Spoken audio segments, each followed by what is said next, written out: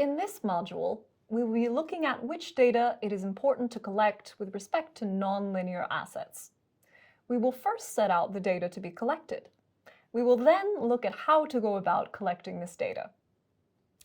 After having collected field data relating to the physical and environmental characteristics of assets, it is essential to collect other related information, such as operating data and data concerning the past history of facilities. Operating data includes data relating to consumers and costs. Consumer-related data gives information on the criticality of assets. This data includes the network's strategic assets, the location of particularly sensitive service subscribers, such as hospitals or schools, the required level of service, for example, a promise that no service interruption will last for more than 1 hour, eventual complaints from users relating to parameters such as quality, pressure, or water flow. Cost-related data includes operating costs such as energy consumption, the cost of repairs, personnel costs, and renewal costs. Lastly, data on past interventions concerns any repairs or renewals. It is useful to note the date or period of installation, previous malfunctions at facilities, associated equipment and accessories, the type of malfunction concerned, the origin of every malfunction, and previous renewals.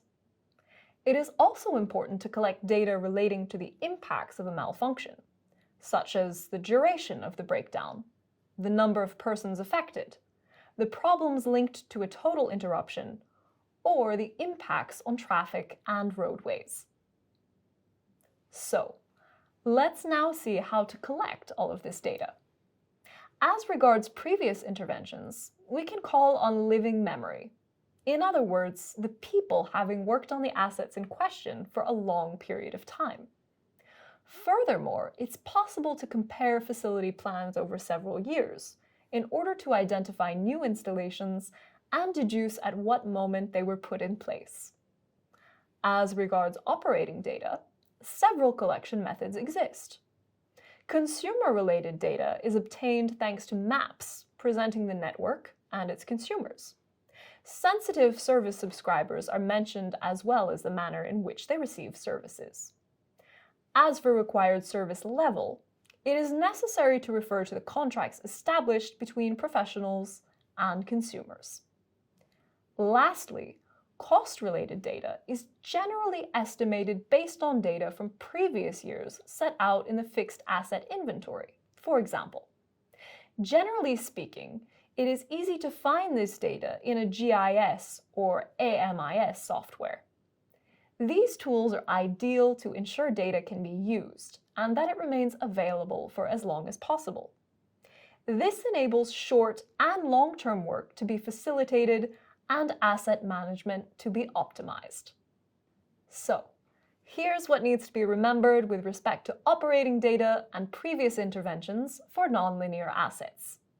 To ensure good asset management, it's important to collect as much data as possible regarding the asset, namely operating data, which includes data relating to consumers and costs, as well as data concerning previous interventions such as renewals and replacements.